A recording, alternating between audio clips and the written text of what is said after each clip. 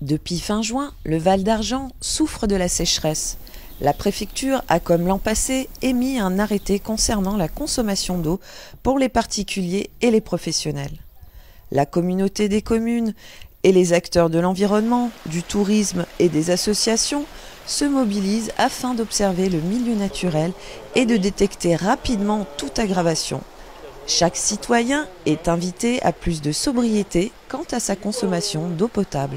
Voilà, alors on est dans un décor verdoyant, mais malgré cette apparence, hein, nous sommes ça se devine peut-être pas comme ça au premier regard, mais nous sommes dans une période de sécheresse qui s'avère déjà assez sévère. Hein, et donc on a tout lieu de croire qu'on aura droit à une redite par rapport à l'an passé, qui était une période de sécheresse assez sévère. C'est évidemment l'incitation à la sobriété, hein, c'est-à-dire de demander aux gens de bien comprendre que l'eau, ça s'économise. Hein, il y a des sites hein, sur lesquels on nous donne des chiffres hein, sur ce que représente la consommation d'eau. Hein.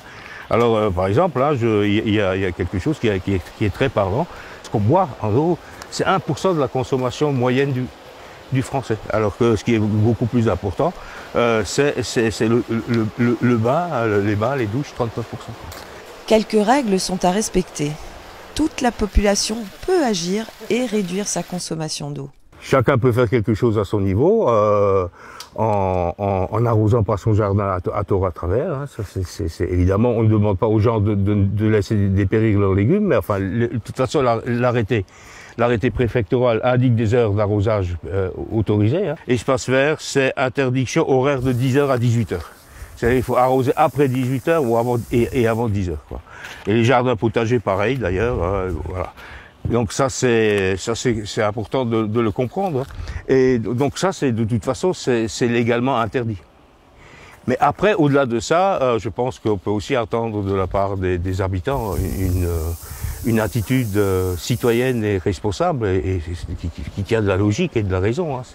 Qui est dire que moins on consomme d'eau, plus on l'économise.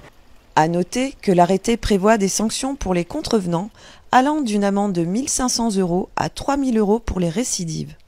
Les associations, collectivités et entreprises, quant à eux, risquent une amende pouvant grimper jusqu'à 7 500 €.